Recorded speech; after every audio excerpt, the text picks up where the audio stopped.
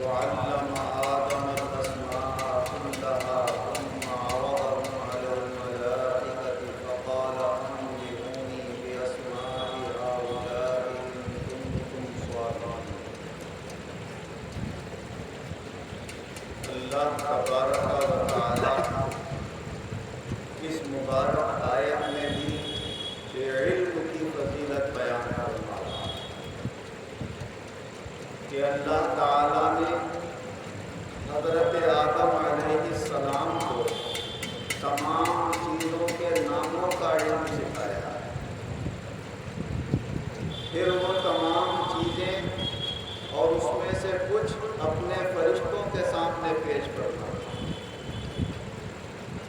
اور فرمایا تم ان چیزوں کے بارے میں خبر دو کہ ان کا نام کیا ہے اور یہ کس کام میں آتا ہے، اگر تم اپنے قول میں سچے ہو۔ قالوا سبحانک لا علم لنا الا ما علمتنا انک انت العلیم الحکیم۔ فرشتے کہنے لگے اے اللہ تیری ذات ہر عیب سے پاک ہے، ہمیں تو بس اتنا ہی علم ہوتا ہے جتنا تو ہمیں بتا دیتا ہے، بے شک علم والا تو حقیقت میں تو ہے، حکمت و دانائی کی باتیں تو صرف تو ہی جانتا ہے۔ قال یا آدم انبئهم بأسمائهم فلما انبأهم بأسمائهم قال ألم أقل لكم إني أعلم غيب السماوات والأرض وأعلم ما تبدون وما كنتم تكتمون۔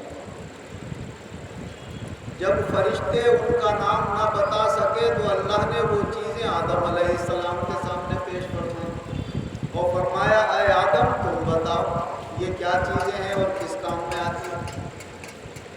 تو تفسیر کی کتابوں میں آتا ہے ان چیزوں میں توا بھی تھا، چمٹا بھی تھا، ٹھکنی بھی تھی، اس طرح کی چیزیں بھی تھیں۔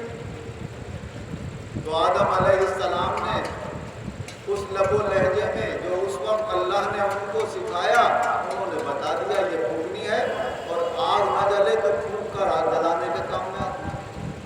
یہ توا ہے اسے گرم کر کے اس کے اوپر روٹی بنائی جاتی ہے، یہ چمٹا ہے اس سے گرم چیز یا زیادہ ٹھنڈی چیز پکڑی جاتی ہے۔ فلما انبأهم بأسمائهم، جب آدم علیہ السلام نے ان سب چیزوں کے نام اور ان کے کام بتا دیے تو اللہ تعالیٰ نے فرشتوں سے فرمایا جب میں آدم کو پیدا کر رہا تھا تو تم کیا کہہ رہے تھے کہ ایسے شخص کو پیدا کر رہا ہے کہ جس کی نسلیں آپس میں لڑیں گی، فتنہ فساد کریں گی۔ دیکھو ان کو میں نے کیسی سمجھ عنایت فرمائی کہ جن چیزوں کے نام سکھائے ان کا کام سکھایا، پھٹافٹ انہوں نے بتا دیا۔ تو میں ایک بہت کام کا شخص بنا رہا ہوں جو انسان بنا رہا ہے۔ اور یہی فضیلت فرشتوں کے سامنے سبب بنی اس بات کا کہ اللہ تعالیٰ نے بھی فرمایا کہ دیکھو جب یہ تم سے علم میں فضیلت رکھتے ہیں تو اب تمہارا بھی فرض یہ بنتا ہے کہ تم ان کے سامنے تواضع انکساری کے ساتھ اور جھکاؤ کے ساتھ رہو، اور جھکاؤ کی سب سے پہلی نشانی یہ ہے کہ تم آدم کو سجدہ کرو۔ اس علم کی فضیلت سے اللہ تعالیٰ نے فرشتوں پر انسان کی بنیاد حضرت آدم علیہ السلام کو برتری عطا فرما کر قیامت تک کے لیے انسانوں کی بلندی اور اونچائی کا ذریعہ اللہ نے اس علم کو بنا دیا۔ حقیقت میں تو اللہ جسے چاہتا ہے عزت دیتا، جسے چاہتا ہے اونچا کر دیتا ہے، مگر اس دنیا میں اس نے اسبابی حیثیت سے جتنا اعلیٰ سبب علم کو بنایا ہے اپنے بندے کی ترقی کے لیے، فن کو بنایا ہے اپنے بندے کی کامیابی کے لیے، اتنا دوسری چیزوں کو نہیں بنایا۔ آج کی دنیا میں جو اہل علم کی قدر ہوتی ہے، جو فنکاروں کی قدر ہوتی ہے، وہ دوسرے کی قدر نہیں ہوتی۔ ہمارے بزرگ کیا کہتے تھے جب ہم پڑھنے نہیں جاتے؟ ارے بھائی پڑھ لو، ہم نے نہیں پڑھا، دیکھو کھیلیاں کریں گے، آج سوچ گئے کام کرتے کرتے، تمہیں بھی پھر پراتے ڈھونا پڑیں گے۔ ہاں سر گنجا ہو جائے گا، پراتے ڈھوتے ڈھوتے، چوکے ڈھوتے ڈھوتے، دوپہریوں میں گرمیوں میں۔ اگر تم نے یہ علم حاصل کر لیا تو فرماتے تھے ٹھنڈی چھاؤں میں بیٹھ کر آرام سے زندگی گزارو۔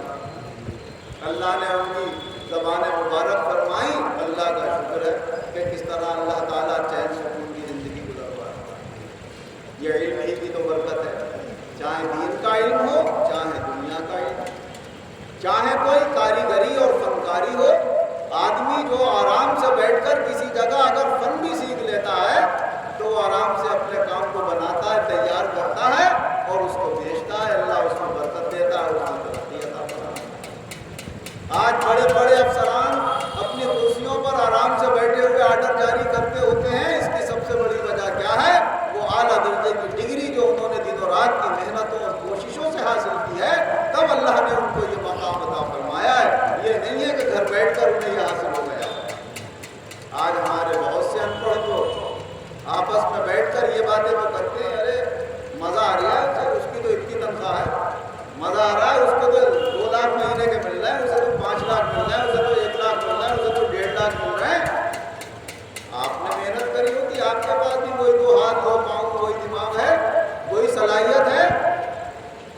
पढ़ने के ज़माने में जब माँ बाप ने भेजा तो भाग गए, अगर पहुँच गए क्लास में तो बातों में लग गए, इधर उधर अपने वक्त खराब कर दिए। और जिस मेहनत से इल्म हासिल करके कोई आला मकाम हासिल करना चाहिए था, उस वक्त वो मेहनत नहीं करी। बात को शर्मिंदगी हो रही है, अपने गिरेबान में नहीं झांकते कि हमसे क्या कमी रह गई जो हम इस मकाम पर नहीं पहुँचे। दूसरों पर बातें बनाने में मज़ा आता है, जो उसे तो मज़े आ रहे हैं, उसे मज़े आ रहे हैं। कहते हो, कहने से क्या होगा? अल्लाह जिसे चाहता है मज़े की ज़िंदगी अता फरमाता है। उन्होंने पहले परेशानियाँ उठाई तो बात को आराम हासिल कर रहे हैं, और आप पहले आराम हासिल करने की कोशिश करते हो, सोते रह गए, पढ़ने नहीं गए, आराम से बैठे, दिमाग को लोड देना नहीं चाहते, मुताला करना नहीं चाहते, मेहनत अब नहीं कर रहे हो तो बाद में करना पड़ेगा। इस दुनिया में रहकर मेहनत सबको करना है। जो पहले कर लेते हैं वो बाद में आराम करते हैं, जो पहले आराम करते हैं उन्हें बाद में मेहनत करना पड़ती है। लेकिन बाद की मेहनत से पहले की मेहनत ज़्यादा अच्छी है कि वो मेहनत का वक्त गुजर गया, अब तुम्हारे सुकून और इत्मीनान का ज़माना है। और अगर मेहनत भी करना पड़ेगी तो उस मेहनत के साथ जब अल्लाह इज्जत और सरबुलंदी अता फरमाएगा तो मेहनत का एहसास भी नहीं होगा कि हम कितनी मेहनत कर रहे हैं। हकीकत में ये लोग जो ऊंचे ओहदे वाले होते हैं, इन्हें मेहनत भी हमसे ज़्यादा करना पड़ती है। आपने तो अपने 6 घंटे 8 घंटे मजदूरी करी, पैसे कमाए, पेट भर के खाना खाया, सो गए। मगर डीएम साहब से पूछो जाकर कि सुबह कैसी होती है और शाम कैसी होती है। फ़ौरन आर्डर आ गया तो ना 2 बजे का पता, ना 3 बजे का पता, ना दिन का पता, ना रात का पता। अपने कारोबार को, अपनी शादियाँ, मैयतें, रिश्तेदारियाँ सब छोड़ना पड़ती हैं जब इन लोगों की ड्यूटी आती है और इनकी जिम्मेदारियाँ आती हैं। सुबह से शाम तक इन्हें बड़े बड़े शहरों की फिक्र होती है। ऐसी आलिमों का हाल होता है, ऐसे ही और उहदेदारों का हाल होता है कि उनकी ज़िंदगियाँ भी बड़ी मेहनत से बाद में भी गुजरती हैं, मगर वो मेहनतें उन्हें कोई तकलीफ नहीं देती, परेशान नहीं करती, जब वो देखते हैं कि अल्लाह ने हमें एक इज्जत का मकाम भी तो अता किया। ऐसे ही इस दीनी मैदान के अंदर, रूहानी मैदान के अंदर जितने भी अल्लाह के बड़े बड़े वली हुए हैं, सबसे पहले उन्होंने इल्म दीन हासिल करने में मेहनतें की हैं। हज़रत ख्वाजा मोइनुद्दीन चिश्ती अजमेरी रहमतुल्लाह अलैह पहले हाफिज़ कुरान और आलिम दीन हुए, और हाफिज़ कुरान और आलिम दीन होकर फिर सिलसिले में दाखिल होकर रूहानी तरक्की हासिल की। अल्लाह ने सुल्तानुल हिंद बना दिया। हज़रत मुजद्दिद अल-फ़सानी शेख अहमद फ़ारूक़ी रहमतुल्लाह अलैह ने पहले कुरान अज़ीम की तालीम हासिल की, मुकम्मल हदीस फ़िक़्ह उसूल फ़िक़्ह हासिल करके मुकम्मल आलिम बने तो अल्लाह ताला ने उन्हें मुजद्दिद अल-फ़सानी बना दिया। हज़रत सैयदना गौस आज़म शेख अब्दुल कादिर जिलानी रहमतुल्लाह अलैह ने, वालिद का तो बचपन में इंतकाल हो गया, वालिदा मोहतरमा परवरिश कर रही हैं, और कम उम्री में ही आपने अपने इलाके में कुरान पाक का लिख दिया, इब्तदाई तालीम पूरी की।